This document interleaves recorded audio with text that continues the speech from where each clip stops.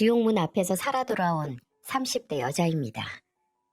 늘 다사다난한 삶을 사는 사람들의 이야기를 듣기만 하면 정말 요지경이네 라고 감탄만 했었는데, 제가 그 요지경이다 못해 저지경인 사건을 겪을 줄은 미처 몰랐습니다.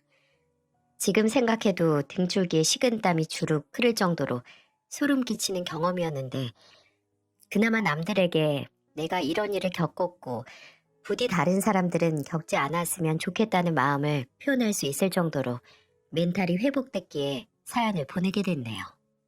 지금부터 제가 여러분에게 들려드릴 얘기는 거의 황천길을 건널 뻔 하다가 그 앞에서 다른 사람의 손까지 붙잡고 함께 뛰쳐나온, 서로의 인생을 구원할 수 있었던 27일에 걸친 이야기입니다. 저는 프리랜서 모델로 활동 중인데 주로 홈쇼핑이나 카탈로그에 실리는 사진 모델을 하고 있어요. 아버지와 어머니 두 분 다 훤칠하게 키가 크셔서 제 동생도 그렇고 저도 그렇고 어렸을 때부터 키가 아주 컸거든요. 나중에 모델 일을 시작하면서 아버지께서 운영하는 골프 연습장 홍보 입간판이나 전단지 모델도 했었죠. 제가 30 초반이었을 때 하루는 잡지 촬영이 끝나고 같이 작업을 한 사람들과 회식을 하게 됐어요. 모델들하고 촬영팀하고 편집자들 몇 명 해서 스튜디오 근처 호프집에 가서 한 잔 걸치기로 했죠. 그리고 2차로 자리를 옮겼는데 촬영팀 중 한 사람이 친구가 하는 이자카야가 있다고 거기로 가자고 하는 겁니다. 가면 서비스도 많이 준다고 해서 사람들도 그렇고 저도 그렇고 좋아서 갔죠. 근데 도착한 이자카야에 초대된 건 저희 팀뿐만이 아니었어요. 이미 촬영팀 스텝의 친구라는 사장님의 지인들이 먼저 와서 자리를 잡고 마시고 있더라고요. 촬영팀 스텝을 기준으로 그 지인 무리와 저희 팀이 거의 합석을 하듯이 모여서 술을 마시게 됐죠. 다들 술이 들어가서 모르는 사이여도 어색해하지 않고 잘 떠들고 놀았습니다.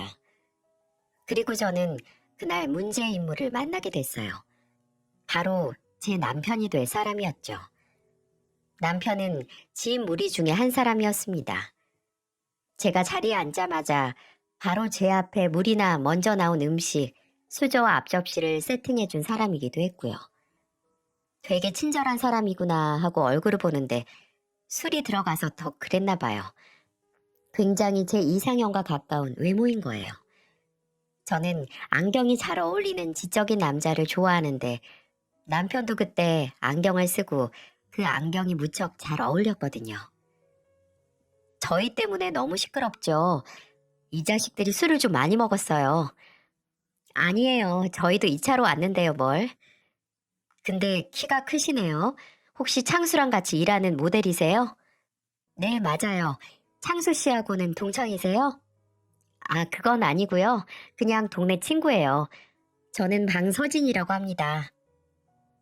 남편은 그 자리에서 본인이 살아온 인생부터 가족 얘기, 아버지 밑에서 일을 배우고 있다는 얘기까지 구구절절 제게 말하더라고요. 저는 그냥 이 사람이 많이 취했구나 하고 듣기만 했죠. 스타일도 그렇고 처음 느낀 인상도 나쁘지 않아 연락처를 물어보는 걸 거절하지 않았고요. 근데 다음날 만난 촬영 스텝에게 남편이 어떤 사람인가 싶어서 물어보니까 모르는 사람이라고 하는 게 아니겠어요? 그냥 그날 온 지인의 친구라고, 본인은 잘 모르는 사람이래요. 그때는 그걸 별로 심각하게 생각하지 않았어요. 그냥 술에 취하기도 했고 설명하기 귀찮아서 적당히 둘러댔을 수도 있지 하고요. 그 후에 남편에게 연락이 와서 약속을 잡고 한번 가볍게 만나서 식사를 했었어요. 분명 성격도 나쁘지 않고 외모도 정말 제 스타일인데 참 얼굴을 보면 볼수록 넘을 수 없는 산이 하나 보이더라고요. 그건 바로 날티였습니다. 행동 하나하나에서 보이는 양아치스러움을 참을 수가 없는 거예요. 저는 상대방이 식당이나 카페 같은 곳에서 거기 직원분들에게 무례하게 굴면 그렇게 정이 떨어지거든요. 남편은 무례하다까지는 아니었지만 어딘지 조마조마할 정도로 가볍게 행동을 하더군요. 한 번은 식당에 갔었는데 거의 어머니 뻘 되는 이모님에게 틱틱 반말을 하는 겁니다. 이모, 여기 병뚜껑 있어요? 거기 숟가락통 옆에 없어요? 없으니까 그러지. 그럼 빨리 갖다 드릴게요. 앞치마도? 본인은 친근하게 너스레를 떤다고 생각할지 모르겠지만 제가 옆에서 보기엔 그냥 예의 없게만 느껴졌어요. 그래서 그 자리에서 뭐 하는 거냐고 똑바로 존댓말 좀 쓰라고 했더니 심각성을 전혀 모르겠는지 오히려 제가 예민하고 빡빡한 것처럼 반박하더라고요. 이후에도 술집의 재떨이용으로 놓은 그릇에 침을 뱉거나 길가에 아무렇지 않게 빨대가 들어있던 작은 비닐을 버리는 것 등등 정말 생각 없이 하는 행동들을 보고 마음을 먹었네요. 본인은 그저 사소하다고 넘기는 단점들을 고치지 않는다면 끝을 내자고 말이죠. 저는 남편에게 통보를 했습니다. 앞으로 제가 말하는 바꿔줬으면 하는 점들을 바꿀 생각이 없으면 더 이상은 만나지 말자고 말이죠. 서진 씨는 이제 습관이 되어버려서 심각성을 모르는 것 같은데 내가 보기엔 엄청난 민폐들이고 예의 없어 보여. 저번에 택시기사 아저씨가 길 한번 잘못 든 걸로 아버지 뻘 되는 분한테 있는 성질 없는 성질 다 냈잖아. 아니 지연아, 그건 일부러 길 돌아가는 게 보여서 그런 거고 기사님이 사과까지 했는데도 계속 뭐라 했잖아. 내가 옆에서 얼마나 죄송하고 창피했는지 알아? 앞으로 택시기사분들이나 식당, 카페 같은 데서 마주치는 직원들한테 무례하게 구는 거, 그리고 쓰레기 아무 데나 버리고 담배꽁초도 길가에 툭툭 버리고 침 뱉는 거, 그런 습관들 안 고치면 나 이제 앞으로 서진 씨 못 만나. 나는 나랑 예의범절이나 도덕적 잣대가 비슷한 사람이랑 만나고 싶어. 제가 너무 예민하고 과도한 걸 요구한다고 해도 어쩔 수 없었습니다. 그럴만 했거든요. 남편을 만나기 이전에 이거 딱 하나는 걸리지만 그래도 괜찮겠지라고 생각을 하면서 결혼을 생각했다가 아프게 헤어진 기억이 있기 때문이었어요. 그 남자는 정말 다 좋았는데 심각한 마마보이였거든요. 그래도 다른 게 다 좋으니 그 정도는 넘어가도 되지 않을까. 내가 조금은 양보해도 되지 않을까. 안 본 척 넘어갈 수 있지 않을까 하다가 낭패를 볼 뻔했습니다. 그 남자의 어머니는 저희가 결혼하고 살 집부터 결혼식 날 제가 입는 드레스와 청첩장 디자인, 심지어는 나중에 제가 아이를 얼마 낳는지까지 모두 컨트롤해야만 했고 남자는 그런 어머니 말만 무조건적으로 따르는 사람이었죠. 제가 이거 딱 하나만 단점이라고 저를 속이다가 정신 차리고 파혼을 했었네요. 그래서 더 진지한 만남이 필요하다면 나와 맞지 않는 단점이 보였을 때 이 정도면 괜찮겠지 회피하지 않고 맞지 않을 때 그냥 헤어지는 게 서로에게 좋다고 생각을 했어요. 저도 사람을 고쳐 쓰는 게 아니라는 걸 압니다. 솔직히 남편에게 저 얘기를 꺼냈을 때도 어느 정도 헤어질 각오를 하고 꺼낸 얘기였어요. 근데 남편은 그 자리에서 제게 약속을 하더라고요. 바로 완벽하게 바뀌겠다고 약속은 못해. 근데 나한테 딱 석 달, 아니 한 달만 주면 내가 널 위해서 변화하는 모습을 보여줄게. 너만을 위해서가 아니라 네 말이 맞으니까. 내가 아버지 일만 돕느라 사회생활을 너무 가볍게만 본 것 같아. 나한테 기회만 주면 시간이 얼마나 걸리든 꼭 변할게. 약속해. 그 후로 정말 남편은 제게 변하기 위해 노력하는 모습을 보여줬어요. 담배꽁초는 수거 용도의 담뱃갑을 사서 피우고 버릴 곳이 없으면 그 갑에 넣어 집으로 가져갔고 식당 직원들에게도 꼬박꼬박 존댓말을 사용하고 예의 바르게 행동을 했습니다. 그런 남편에게 믿음을 갖고 진지한 만남을 할 수 있었어요. 저희가 연애를 하는 1년간 남편은 단 한 번도 예전의 모습으로 돌아오지 않았고요. 이렇게 본인의 안 좋은 점을 인정하고 더 나은 사람이 되기 위해 노력하는 사람이라면 결혼도 해도 좋겠다는 생각을 했고 만난 지 1년이 지났을 때 저희는 결혼 준비를 시작했어요. 사람은 고쳐 쓰는 게 아니라던데 어떤 사람은 아내 부속품을 갈아낼 수 있구나 하고 감탄을 할 정도로 변한 모습에 감동도 하고 또 신뢰가 가기도 했거든요. 하지만 지금은 그게 완전히 제 착각이라는 걸 알게 됐어요. 남편은 고쳐진 게 아니었어요. 애초에 망가진 적이 없었거든요. 원래 그렇게 태어난 태초부터 불량품이었던 겁니다. 그리고 저는 그걸 몰랐죠.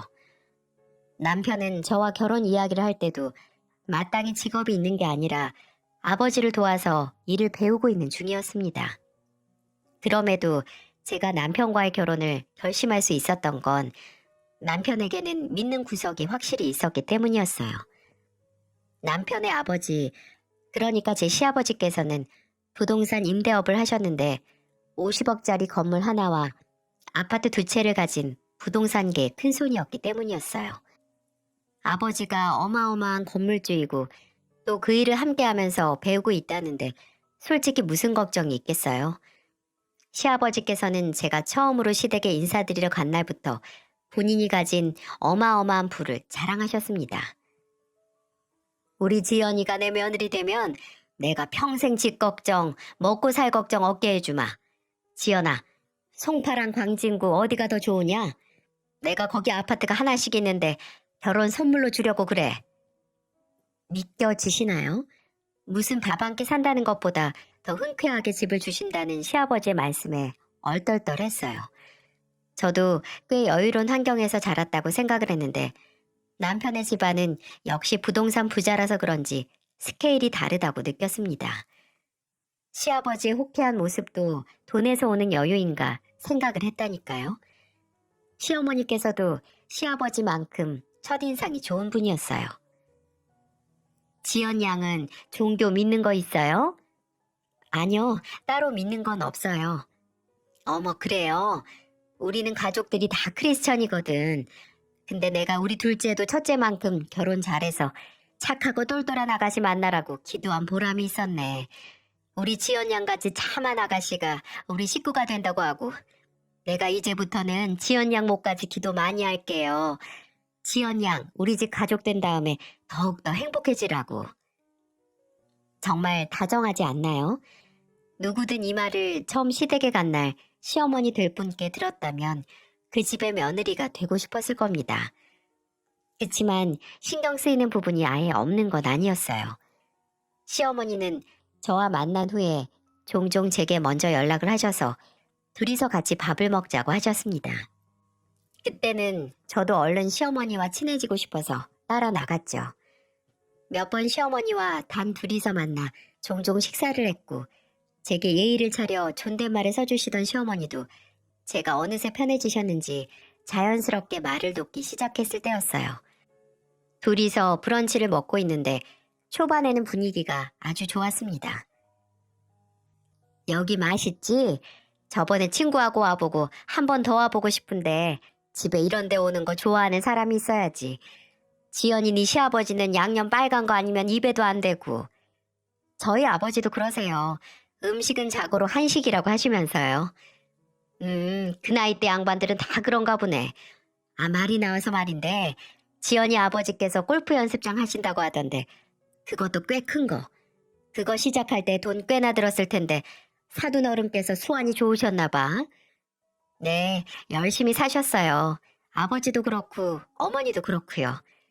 그래, 그러셨겠지. 그럼 부모님께서 어느 동에 사신다고 했지? 시댁에 인사드리러 간 날에는 안 묻던 질문을 시작하신 시어머니는 저희 부모님께서 거주하는 지역을 듣자마자 아파트 브랜드는 몇 평? 자가니? 언제부터 거기 사신 거야? 거기 땅값이 꽤 올랐을 텐데 일찍 잘 사셨다. 라는 말을 하시기 시작했어요. 또 제게 남동생이 있는 걸 한 번 더 확인했고 남동생은 결혼을 했는지 성격은 어떤지 궁금해하시기 시작했죠. 그래, 사돈들 사이에 궁금하시겠지 싶어서 제가 대답할 수 있는 한에서는 적당히 대답을 했습니다. 그럼 동생이랑 나중에 부모님 재산 어떻게 할지 말해본 적은 있고? 아, 이상하게 듣지 말고 우리 집도 자식이 둘이잖니. 애들 아빠가 줄 게 좀 있는 사람도 아니고 벌써 나중에 재산 분배 어떻게 할지 다 말이 끝난 상태거든. 그래서 남의 집은 어떤지 궁금해서 그러지. 아, 사돈 어른 재산은 그럼 얼마나 되니? 대충이라도 좋으니까 편하게 한번 말해봐. 부모님 재산은 제가 정확하게는 몰라서 그냥 지금 살고 계신 집만 아버지 명의로 되어 있다는 것만 알아요. 아무리 부모님 재산이라고 해도 그게 꼭 제 거 되라는 법은 없으니까요. 고등학생 때까지는 부모님 도움을 많이 받았는데 대학 입학하면서 바로 아르바이트 시작해서 손 벌려본 적 없거든요. 인터넷 쇼핑몰 모델부터 시작해서 등록금 벌었고요. 그래서 더 부모님이 얼마 있는지에 관심이 없었을 거예요. 앞으로도 저는 그럴 거고요. 갑자기 저희 집 재산에 대해 눈에 보일 정도의 지대한 관심을 보이는 시어머니께 조금은 방어적인 모습을 보인 건 사실이었어요. 시댁 정도로 돈이 많은 집안에서 왜 사돈들 집안의 재산에 저리 관심을 보이는지 의아하긴 했지만, 그래, 있는 사람들이 더하지 같은 수준의 집안인지 확인할 수도 있으니까 라고 생각을 했네요. 결혼 전 제가 조금의 의아함을 느꼈던 건 이뿐만이 아니긴 했습니다. 바로 상견례 날 만난 아주버님의 모습이었어요. 아직도 그날 아주버님을 처음 보고 받은 충격이 기억에 나네요. 금융권에서 일한다는 아주버님은 뭐랄까, 어깨 깨나 쓰는 어둠의 세계에서 종사할 만한 외모를 갖고 있었어요. 키는 한 190 정도 됐는데 상견례를 한 식당 문에 거의 이마가 닿을 정도로 크고 몸집도 어마어마해서 그 커다란 문이 아주버님의 몸으로 꽉 차더라고요. 저희 부모님께서도 아주버님을 보시곤 눈이 동그래지실 정도였고요. 예전에 운동을 하셨다고 하시더라고요. 남편은 형이 지금은 살이 붓기는 했지만 저게 거의 근육이라고 하더군요. 그리고 그런 아주버님 옆에 계신 형님 때문에 아주버님의 거대한 몸집과 험상궂은 얼굴이 더욱 강조가 됐는데요. 형님은 아주 아담한 체형에 청초한 외모를 가진 사람이었어요. 둘이 있으면 미녀와 야수가 연상되는 그런 부부였습니다. 사람은 정반대의 모습에 끌린다더니 저 정도로 극과 극으로 생긴 사람들이 결혼을 했구나 하고 감탄을 했네요. 그 극명한 모습에 놀란 것 빼고는 상견례 분위기도 좋기만 했어요. 아주버님과 형님의 얘기도 잠깐 나왔는데 형님이 하는 카페 단골이 아주버님이었다고 해요. 매일 2번씩 와서 커피를 사 먹길래 커피를 정말 좋아하나 보다, 일이 많은가 보다 했는데 알고 보니 아주버님은 형님을 짝사랑하고 있어서 계속 좋아하지도 않은 커피를 먹으러 카페 출석 도장을 찍었다고요. 그 얘기를 들으니까 형님이 아주버님의 수뇌보에 넘어갔을 수 있다는 생각이 들었죠. 그 외에도 화기애애하고 좋은 덕담만 오고 갔습니다. 시아버지께서 기분이 좋으셨는지 흥이 올라서 과음을 했던 것 빼곤 딱히 문제거리도 없었어요. 결혼 후에 바로 시아버지께서 갖고 계신 아파트로 들어갔어요. 리모델링까지 아주 깨끗하게 되어 있어서 만족스러웠어요. 저희 부모님께서는 사돈이 집까지 해주시는데 가만히 계실 수 없다고 결혼식 자금을 지원해 주셨고, 저는 모아둔 돈으로 신혼집에 들어갈 혼수를 마련했습니다. 솔직하게 말해서 정말 완벽한 시작이라고 생각했어요. 가장 걱정거리라고 하는 집도 단번에 생겼고, 좋은 시댁의 멋진 집, 그리고 그 집에 어울리고 제가 가지고 싶었던 가전제품과 가구들로 싹 채운 곳에서 사랑하는 사람과 가정을 꾸려간다는 생각에 꿈에 부풀었죠. 남편은 결혼도 했으니 빨리 자리를 잡겠다고 부동산 임대업 사업자 등록도 했고 일할 사무실을 알아봤어요. 다 좋았는데 일을 배운다고 나가 있는 시간이 너무 길긴 하더라고요. 부동산 공부를 한다고 학원에 다니기 시작하면서 일주일에 6일은 밖에 나가서 거의 하루 종일 있다가 집에 들어오곤 했습니다. 신혼 초를 홀로 독수공방하는 기분이라서 신혼집에 들어가고 2주가 됐을 때 불만을 표했어요. 미래를 생각해서 공부하고 노력하는 건 좋은데 나한테 너무 소홀한 건 아니냐고요. 그랬더니 남편이 뭐라고 했는지 아세요? 나는 너처럼 편하게 돈 벌 얼굴이랑 몸매가 없어서 머리 굴려서 공부해야 돼. 아무리 아버지가 건물주라고 해도 머리에 든 게 있어야 있는 것도 불릴 줄 아는 거니까. 아휴, 너는 나처럼 바쁘게 공부 안 해도 돼서 진짜 좋겠다. 카메라 앞에서 포즈만 취하면 쉽게 돈 버니까. 시작됐습니다. 결혼을 하고 얼마 지나지 않아 남편의 그 나쁜 습관이 고개를 들기 시작했어요. 이제는 없어졌다고, 고쳐서 사라졌다고 생각을 했는데 남편의 그 생각 없이 막말을 하는 습관이 다시금 나오기 시작했죠. 결혼하고 나서 3주 동안은 남편의 거름망 없는 말들 때문에 얼마나 싸웠는지 몰라요. 한 번은 남편의 친구와 부부 동반으로 모임을 가진 적이 있었어요. 근데 술이 좀 들어간 남편의 친구가 장난삼아 시작한 말 때문에 피해를 본 건 저였습니다. 아, 서진이 이 자식 공익 갔다 온 주제에 되게 잘난 척하네. 여보 공익이었어? 몰랐네. 왜? 여보 운동도 잘하고 아픈 것도 없잖아.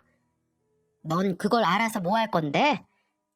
뭐야? 그냥 궁금할 수도 있지. 왜 그렇게 정색을 해? 쓰잘데기 없는 걸 궁금해하니까 짜증나서 그런다. 왜?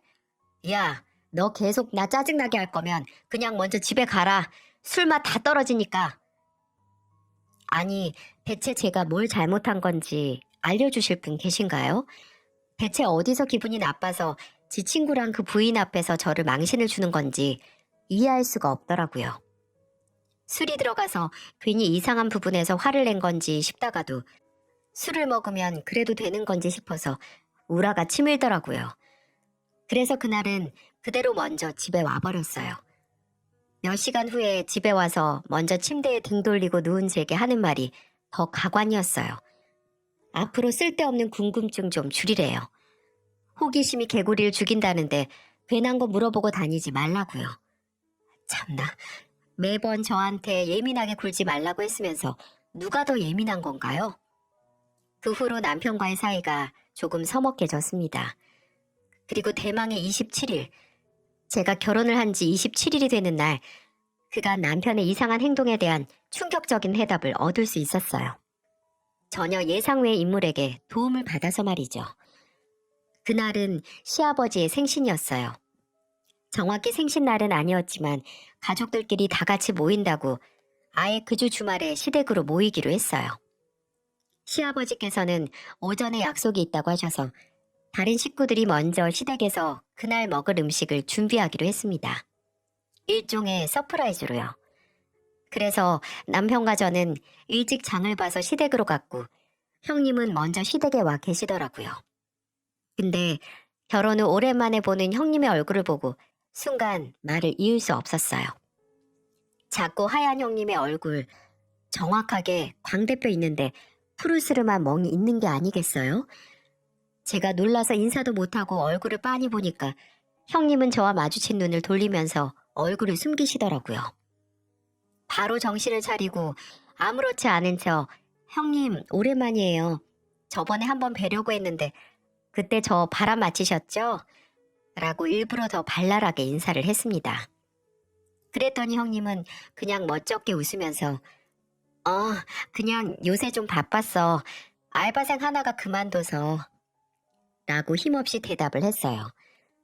웃는 얼굴이 참 예쁘다고 생각을 했는데 어색하게 미소를 짓는 입이 살짝 찢어져 있는 걸 보고 마른 침을 삼킬 수밖에 없었네요. 하지만 제가 더 충격을 받은 건 형님의 얼굴에 난 커다란 상처를 모른 척하는 가족들이었어요. 시어머니도 뭐 때문에 그 상처가 난지 이미 아시는지 형님을 걱정한다거나 상처에 대한 언질조차 없으셨죠. 제가 형님이 다용도실에 들어갔을 때 남편에게 조용히 형님 얼굴이 어떻게 된지 아냐고 묻자 남편은 어깨를 으쓱거리면서 너무나 태연한 얼굴로 말하는 게 아니겠어요? 형수가 원래 잘 다쳐. 일하면서 여기저기 데이고 넘어져서 상처가 없을 때가 없을걸? 아무리 넘어진다고 해도 저런 멍이 생겨? 누가 봐도 저건 누구한테 맞은 것 같잖아. 형수님을 누가 때려? 너 설마 우리 형이 때렸다고 생각하는 건 아니지? 뭐 그렇게 따지는 게 많아? 정 그렇게 궁금하면 네가 가서 물어보든가. 냉소적인 남편의 반응에 적잖이 충격을 받았어요. 그래서 주방에서 음식을 준비하고 있는 형님 곁으로 가서 넌지시 상처에 대해 물어봤죠. 근데 형님은 정말 남편의 말대로 대답하시더군요. 일하시다가 계단에서 넘어져서 얼굴을 부딪혔다고요. 당사자가 그렇게 말하니 제가 더 파고들 수 없었지만 제게 뒤돌아선 형님 뒷목에 난 또 다른 멍자국을 보니 제 속의 의문은 더욱더 커져갔어요. 나중에 늦게 아주버님이 오고 아버님이 와서 다 같이 식사를 할 때도 누구 하나 형님 얼굴에 난 상처를 걱정하는 사람은 없었어요. 형님은 찢어진 입이 아파서 음식도 제대로 못 먹는데 신경 쓰는 사람 하나 없었고요. 저는 부엌에서 가위를 가져와서 음식을 작게 잘랐어요. 그리고 갈비찜에 있는 고기와 만두, 전병이나 월남쌈을 한 입 크기로 잘라 형님 앞에 놨습니다. 시간이 흘러 어느덧 밤 9시가 넘어갔고 술을 먹던 가족들은 하나둘 취해서 쓰러지기 시작했어요. 어머님은 머리 아프시다고 안방에 들어가서 주무셨고 누구보다 빠르게 술을 마시던 시아버지는 거실 소파에 드러누워 골아 떨어지셨습니다. 그리고 그 후에도 술을 연거푸 퍼마시던 남편과 아주버님도 10시가 지났을 때 둘 다 테이블 옆에 새우처럼 몸을 말고 잠에 빠졌고요. 술을 안 마신 형님과 한두 잔만 먹은 저만 끝까지 남게 됐죠. 형님과 저는 천천히 먹은 자리를 치우기 시작했어요. 거실에 핀 테이블에 있는 그릇을 차곡차곡 쌓아서 싱크대에 두고 남은 음식은 통에 담아 냉장고에 넣었죠. 제가 테이블 옆에 있던 술병들을 모으고 형님은 행주로 테이블 위를 훔치고 있는데 말끔하게 닦인 테이블이 불현듯 다시 얼룩이지기 시작했어요. 바로 형님이 흘리는 코피로 인해서 말이죠. 형님, 코피 나요. 제가 놀라서 얼른 TV 앞에 있는 휴지를 들어서 형님의 코를 막았어요. 근데 형님은 코피가 난 사람이라고는 생각도 안 할 정도로 뭐랄까? 굉장히 침착했어요. 제가 고개 젖히지 말라고 하면서 턱을 받쳐주니 형님은 코가 막혀서 코맹맹이 소리로 괜찮아, 괜찮아, 내가 코 점막이 약해서 라는 말만 반복하셨네요. 그리고 그 과정에서 아까 미처 보지 못한 팔등 위의 멍까지 보고 말았네요. 저는 형님의 코를 막기 위해 휴지를 찢어서 돌돌 말면서 불현듯 바닥에 엎어져서 자고 있는 아주버님에게 눈길이 갔어요. 그리고 발견했습니다. 자고 있는 아주버님의 주먹, 손등에 피딱지가 져 있는 상처를 말이죠. 그리고 그 상처가 형님의 얼굴과 목, 그리고 몸에 든 멍과 겹쳐 보이기 시작했어요. 또 갑자기 터지는 코피와 가족들과 보낸 시간 내내 어딘지 주눅들어 보이는 형님의 모습을 생각하니 확실히 뭔가 문제가 있는 게 분명하다는 확신이 들기 시작했어요. 저는 바로 형님의 손목을 잡고 부엌으로 향했습니다. 형님은 영문을 모르고 저를 따라오다가 제가 코피 때문에 물로 얼굴을 씻어야 한다고 말할 줄 아셨나 봐요. 이거 안 씻어도 돼. 동서가 바로 휴지 줘서 어디도 안 묻었고. 형님, 대체 무슨 일이에요? 뭐가? 얼굴이랑 몸에 든 멍하고 갑자기 코피가 터졌는데 너무 태어나잖아요, 지금. 그건 내가 원래 평소에도 코피가 잘 나서. 그니까 코피가 왜 평소에 잘 나는데, 형님. 분명히 저랑 알고 지낸 지 얼마 되진 않았지만 형님 저랑 가족이잖아요. 네? 제발 무슨 일이 있으면 저한테 말씀해 주세요. 뭐든 제가 도와드릴 수 있다면 끝까지 도와드릴게요. 제가 조심스럽게 형님의 손을 잡으면서 한 번 더 눈을 맞추니 형님의 큰 눈에 삽시간에 눈물이 차오르더니 이내 후두둑하고 쏟아져 내리기 시작했어요. 그리고 그 눈물과 함께 형님의 입에서는 전혀 예상치도 못한 말이 브레이크도 없이 튀어나오기 시작했고요. 동서, 아직 혼인신고 안 했지? 그럼 제발 나처럼 되기 전에 이 집에서 도망가. 이 집안 사람들, 동서가 생각하는 그런 사람들 아니야. 이게 대체 무슨 소린가요? 형님의 입에서 폭로와 비슷한 말이 나오길 바란 건 맞지만 이 정도로 뜬금없고 충격적인 폭탄 선언은 상상도 못했습니다. 제가 어리둥절한 얼굴로 대체 무슨 소리를 하는 거냐고 묻자 형님은 한참을 흐느끼다가 애써 울음을 삼키고 제게 설명을 하기 시작했어요. 동서가 지금까지 이 집안에 대해 알고 있었던 거 다 거짓말이야. 이 상처? 동서가 지금 생각하는 거 맞아. 이거 얘 아빠한테 맞은 거야. 나 속도 위반으로 우리 준영이 낳고 나서 바로 그 인간한테 두들겨 맞았어. 나 처음 때리면서 한 소리가 뭔 줄 알아? 지 새끼 낳기 전까지 기다리느라고 혼났대. 매번 나 쥐어받고 싶었는데 이제야 지 성질대로 할 수 있게 됐다고 웃으면서 사람을 패더라. 처음에는 집이 지저분하다고 패고 원하는 반찬이 없다고 패고 나중에는 지가 그냥 기분이 안 좋다고 팼어. 형님, 다른 사람한테 도움을 청하진 않으셨어요? 시부모님이나 친정이나. 우리 엄마 심장이 안 좋으셔. 혹시나 딸이 결혼하고 애까지 낳았는데 맞고 산다는 얘기 들으면 넘어가실까봐 말도 못하고. 어머님이나 아버님한테? 말했지. 나 그 인간한테 맞고 처음으로 팔 부러진 날 말했어. 근데 콩 심은 데 콩 나고 팥 심은 데 팥 난다고. 그런 놈 부모가 얼마나 제정신이겠어. 내 팔 보고 그 정도 가지고 징징거리지 말라고 하시더라. 그렇게 입이 가벼워서 쓰겠냐고. 원래 암탉이 우는 소리는 시댁 담장을 넘으면 안 된대. 성경에서도 여자가 남자 말 안 들으면 매로 다스리라고 했다고. 나도 참으라고 하는 거야. 나도 내가 이렇게 살 줄은 몰랐어. 나만 바라보고 산다고 하고 금융권에서 일하면서 돈 잘 벌고 건물주 아버지 있다는 배경에 그 거짓말들에 눈이 멀어서 내 발등 찍은 거야. 거짓말이요? 뭐가 거짓말이었는데요? 동서, 아버님 가지고 있는 건물 하나 없어. 지금 여기도 월세야. 뭐라고요? 아니, 어떻게. 저희 살라고 아파트도 주셨는데요? 그거 등기부 등본 한 번이라도 떼서 확인했어? 소유주 이름은 확인했고? 아니요. 그렇게까지는. 이해해. 나도 그랬으니까. 확인할 필요성을 못 느꼈겠지. 동서, 아버님 사기 전과만 5범이야, 5범. 애 아빠 성인 됐을 때까지 옥살이도 했었대. 그거면 다게? 서방님, 동서 남편도 아버지 닮아서 사기 전과로 교도소 들어갔다 온 거 알아? 뭐라 신음소리 하나 못 냈어요. 갑자기 쏟아지는 폭포수 같은 말들에 정신을 차릴 수가 없었어요. 제가 바로 믿지도 못하고 어떻게 그걸 믿을 수 있냐고 하니까 형님이 낮은 목소리로 말하더군요. 서방님, 군대 공익으로 갔다 온 건 알지? 네? 네, 알아요. 얼마 전에 알았어요. 징역 1년 이상 살면 아무리 신체 능력에 아무런 문제 없고 정신에 문제가 없어도 공익가. 심장이 쿵 하고 떨어지는 소리가 들리는 것 같았네요.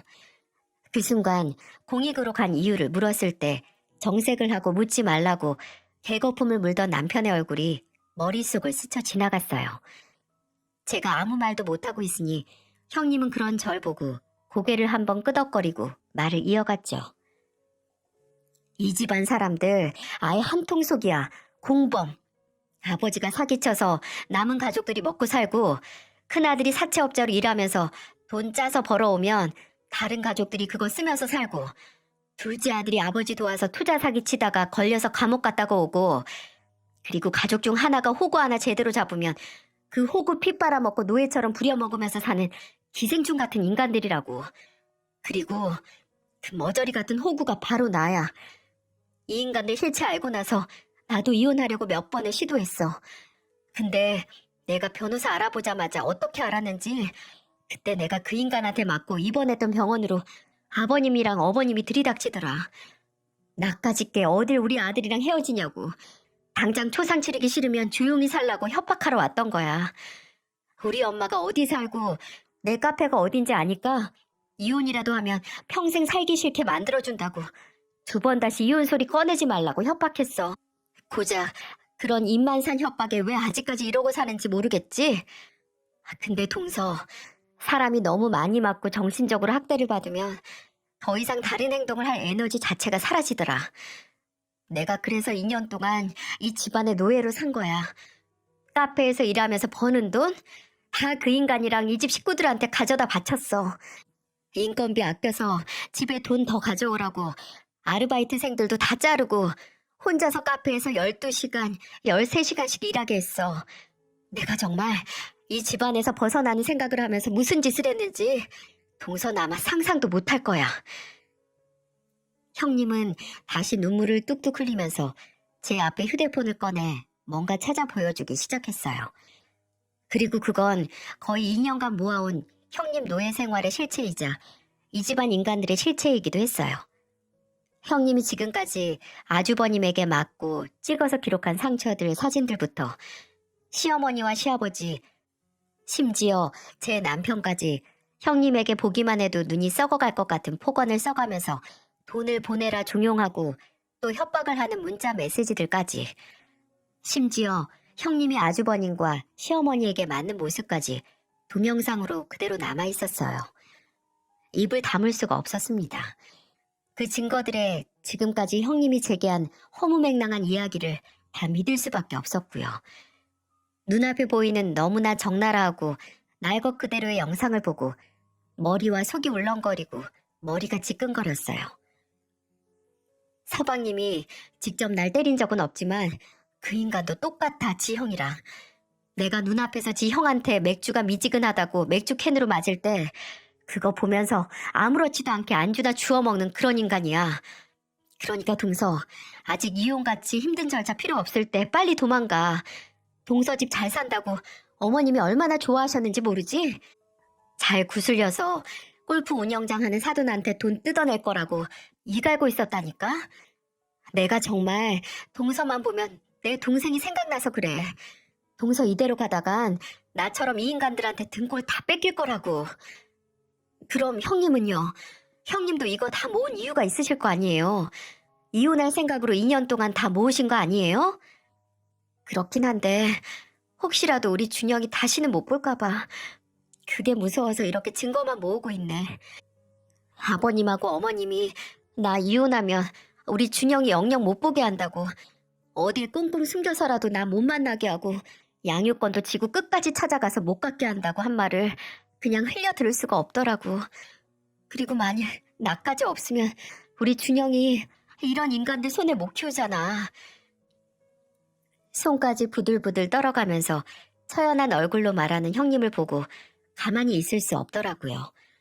저는 다시 형님의 손을 잡고 말했어요. 저만 도망치는 게 아니라 형님도 같이 갈 거예요. 그리고 저는 그대로 형님과 함께 거실로 나갔어요. 그제야 짐승처럼 보이기 시작한 인간들이 아직까지 거실에 대자로 뻗어서 곤히 자고 있는 게 보였죠. 미처 다 치우지 못한 맥주병을 들고 그대로 자고 있는 남편의 얼굴에 뿌렸습니다. 뒤에서 형님이 숨을 삼키는 소리가 들렸고 자다가 쏟아지는 맥주를 얼굴로 그대로 받아버린 남편은 물에 빠진 소리를 내면서 일어났어요. 이게 뭐야? 야, 일어났으면 바른 대로 말해. 지금 너랑 나랑 살고 있는 집 아버님 명의로 된 자가야. 아니면 전세야. 아니면 월세야. 지금 이 집처럼. 뭐? 아니 그게 갑자기 무슨 소리야? 자던 사람 얼굴에 술까지 뿌려가면서. 이 병으로 맞고 싶은 거 아니면 바른 대로 말하라고. 너 지금 미쳤어? 어디서 큰 소리야? 집안에 울려 퍼지는 고함 소리에 안방이 열리는 소리가 들리고 시어머니가 나오셨어요. 소파에서 자고 있던 시아버지도 놀랍겠고 아주버님도 부스스한 얼굴로 일어나 상황 파악을 하기 위해 이리저리 고개를 돌리더군요. 저는 하나둘 나타나는 가족 사기단을 향해 말했습니다. 당신 아버지도 정가 오범해. 당신도 그 짓 따라하다 옥살이하고 그렇게 있다가 이빨 털던 건물이나 아파트는 전부 다 거짓말해. 우리 사는 신혼집도 당신 아버지 명의 아니지? 지금까지 했던 말들 전부 다 거짓말이잖아. 야 지연아, 너 지금 뭔 소리냐? 나한테 왜 건물이 없어? 지금 내 아파트에서 편하게 살고 있는 주제에. 그럼 내일 당장 주민센터 가서 알아볼까요? 부동산 가요? 가서 명의자 이름 확인했는데 아버님 이름 석자 없으면 어떻게 하실 건데요? 참나, 그래. 그 아파트가 내 명의는 아닌데 예전에 나한테 큰돈 빌려간 사람 거라 내가 담보 삼아 가지고 있는 거야. 내 아파트나 마찬가지라고. 그럼 건물은요? 그것도 어디 돈 빌려준 다음에 담보로 갖고 있는 거예요? 50억짜리 건물을 담보로 갖고 있으려면 대체 얼마를 빌려준 건지 궁금하네요. 당신 말 다 했어? 나중에 어쩌려고 이래? 어디서 뭘 듣고 이러는 건데? 어이 재수씨, 혹시 저 여자한테 뭐 듣고 이러는 거야? 저 여자가 뭐라고 했는데? 야, 네가 뭐라고 입을 놀렸길래 얘가 이 지랄이야? 술이 깬 아주버님은 갑자기 일어나서 위협적으로 형님에게 다가가기 시작했고, 그때 전 무슨 용기가 났는지 형님 앞을 막아서면서 아주버님에게 턱을 치켜들고 말했어요. 어딜 다가와? 깡패 새끼가 눈이 돌아서 밖에서 하던지 그대로 집에서도 하네? 그리고 뭐? 지랄? 너야말로 지랄하지 마. 네가 뭔데 사람을 때려? 돈 없는 사람들한테 피 같은 이자 주먹 써가면서 받아 연명하는 주제에 네가 뭔데 사람을 샌드백 취급하면서 패냐고. 네 애미애비는 너 그렇게 가르쳤냐? 너보다 약한 사람 등쳐먹고 패면서 편하게 살라고 했어? 어머님 아버님 말씀해보세요. 자식을 그렇게 가르쳤냐고요?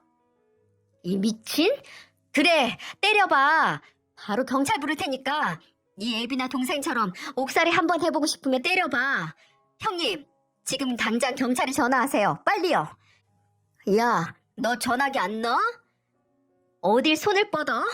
야, 더 해봐라 더. 어머님 참 좋으시겠어요. 남편이랑 둘째 아들 옥바라지 했는데 이제 첫째 아들까지 깜방 들어가면 벌써 세 번째 옥바라지 하는 거죠? 어디 가서 자랑이라도 하세요. 당신들 나 속인 거랑 형님한테 했던 짓들 다 죄값 치르게 만들 거야. 그리고 너는 나랑 이혼할 것도 없이 그냥 파혼이다 파혼. 내가 몇 년 동안 넌 청약이 아까워서 혼인신고 늦게 하자고 한 게 다행이지. 안 그랬으면 너 같은 놈 집안이랑 더 더럽게 엮였을 거 아니야. 너 더 후회하기 싫으면 입 안 다물어?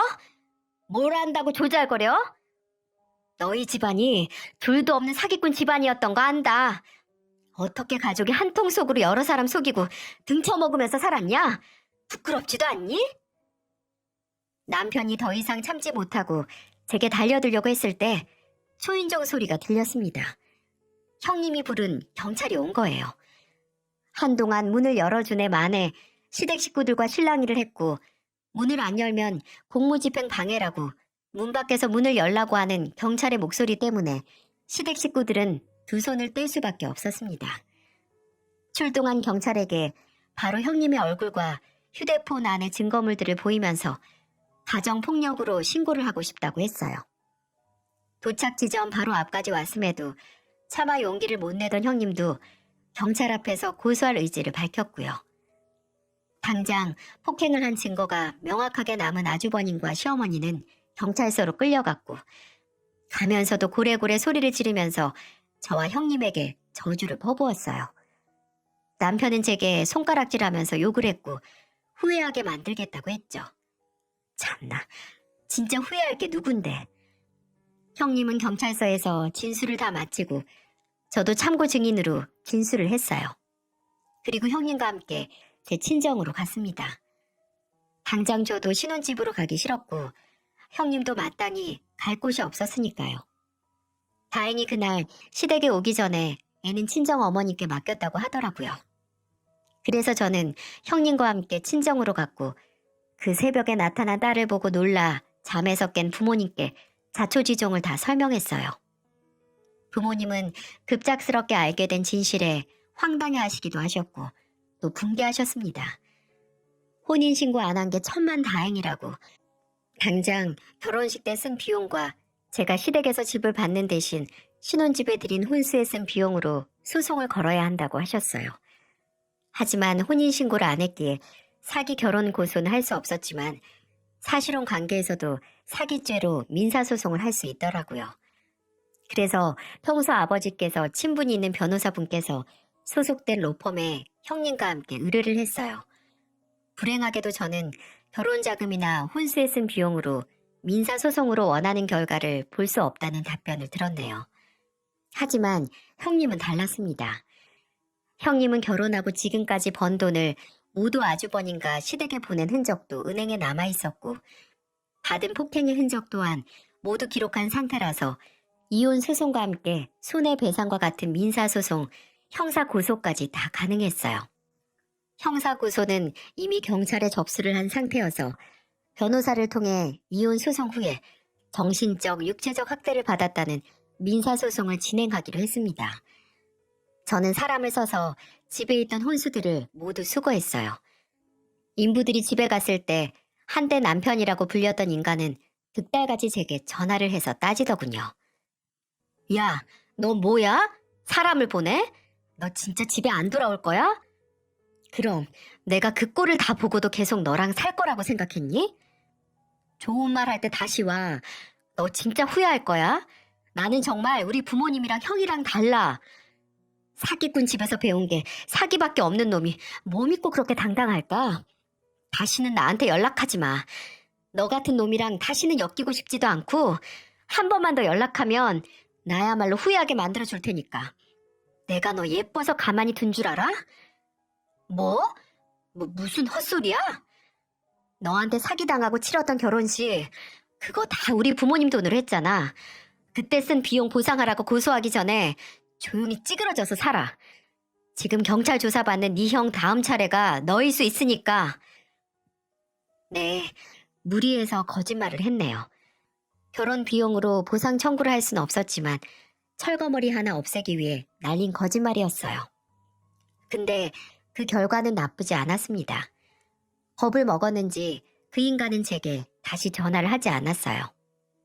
그리고 거의 반년에 걸친 형님의 이혼 소송은 성공적으로 마무리됐습니다. 형님은 위자료 청구와 함께 아들의 단독 양육권을 얻을 수 있었고요. 아주버님이란 인간은 폭행죄로 징역을 받진 못했지만 집행유예를 선고받았어요. 하지만 바로 차라리 감옥에 보내달라고 애걸복걸할 처지에 놓이고 말았네요. 이혼 소송이 끝나자마자 바로 형님은 결혼 사기와 폭행으로 민사소송을 걸었거든요. 형님은 혼인신고도 했었고 사기당한 결혼에서 경제적인 착취를 당해서 소송이 가능한 조건을 다 가지고 있었어요. 감옥에 안 간다고 좋아했을 텐데 바로 고소를 당했으니 아마 죽을 맛이었을 겁니다. 몇 번 시어머니가 고소를 취하하라고 형님이 하는 카페에 나타나 난동을 부렸던 적이 있대요. 나중에 따로 만난 형님에게 들었는데 와서 카페에 있던 화분을 차서 깨뜨리고 컵을 던져서 카운터 안에 있던 커피 머신기도 망가뜨려서 바로 재물손괴죄와 업무방해죄로 경찰을 불러서 끌려갔다고 합니다. 이제 진짜 그 가족들 다 전과범 된 거야. 범죄자 가족이라니. 그 가족들 틈에 잠깐이라도 함께 있었다는 게 소름 끼쳐. 아직도 종종 연락 와. 고소 취하해달라고. 근데 이제는 협박도 안 하고 거의 울면서 빈다. 무슨 염치로 취하를 하라 말아야? 애초에 착하게는 아니어도 적어도 남한테 해끼치면서 살진 않았어야지. 혼인신고를 하진 않았지만 주변에는 그냥 이혼이라고 소문이 났어도 평생 호구 잡혀서 노예처럼 살 수도 있었다가 형님의 경고로 빠져나올 수 있었던 것만으로도 참 다행이라는 생각이 듭니다. 어디서 듣기로는 그런 인간들은 아예 나중에 들킬 거라는 가능성조차 생각을 안 하고 한 마리의 불나방처럼 산다고 하던데 그러다가 불타 사라지는 최후를 맞이한 거라는 생각이 드네요. 형님과는 형님 동서 사이가 아니라 지금까지 친한 언니 동생 사이로 지내고 있습니다. 형님이 한 민사소송은 거의 막바지 단계에 접어들었고 예전에 남편이고 시댁이었던 그쪽에서는 변호사 될 비용도 없어서 빚을 내가면서 어떻게든 버티고 있다고 하네요. 그리고 남편이라고 부르던 인간은 같이 일했던 촬영팀 스태프에게 건너 소식을 들은 게 마지막이었어요. 친구에게 돈 빌리고 튀어서 아예 잠적해버렸다고 거의 실종이 된 수준이래요. 야반 도주라니 정말 가지가지 아닌가요? 어디서 어떻게 살든 상관없지만 이 자리를 빌려 그 인간과 그 인간의 사기꾼 가족들에게 한마디 하고 싶네요. 혹시 이 영상을 그 사기꾼들 한 명이라도 보게 된다면 얼마 남지 않은 인생 정신 똑바로 차리고 살길 바랍니다. 어떻게 가족들이 전부 남 등쳐먹으면서 살았는지 제 머리로는 도저히 이해가 가지 않지만 당신들이 등쳐먹은 그 업보가 전부 되돌아와서 당신들 가족을 산산조각 낼 거라는 걸 알고 평생에 걸쳐 사죄하면서 조금이라도 지옥불에 떨어지기 전까지 지은 죄의 무게를 좀 덜어내는 게 좋지 않을까요? 그쪽 가족처럼 남의 눈에 눈물 내면서 먹고 산 인간들을 위한 자리가 지옥에는 따로 마련되어 있을 테니까요. 조금이라도 낮은 온도의 지옥불에서 튀겨지고 싶다면 앞으로 죄 짓고 살지 말기 바랍니다. 구사 일생으로 살아 돌아온 제 이야기를 들어주셔서 감사합니다. 부디 여러분에게는 이런 일이 일어나지 않기를 빌고 또 혹시나 만에 하나 이런 일을 겪게 된다면 지금 제게서 위기에서 벗어나는 운을 얻어가시길 바라겠습니다.